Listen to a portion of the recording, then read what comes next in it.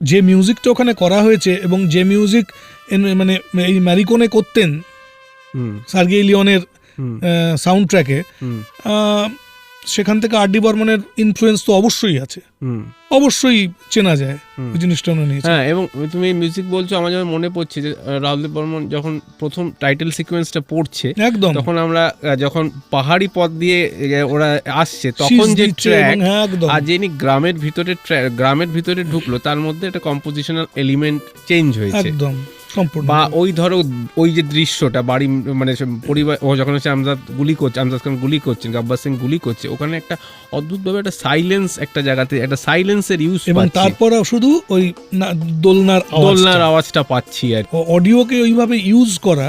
আমি জানি না এই লেভেলে হিন্দি সিনেমায় এর আগে হয়েছে কিনা। এই ছবির ক্যাসেট, ডায়ালগের ক্যাসেট বিক্রি হতো, সিনেমাটা ছিল সেটা আমি দিনের পর দিন আমার ছোটবেলায় শুনেছি। ডায়ালগগুলো চোখের সামনে দৃশ্যগুলো ভাসছে, ডায়ালগ শুনতে শুনতে শুনতে শুনতে।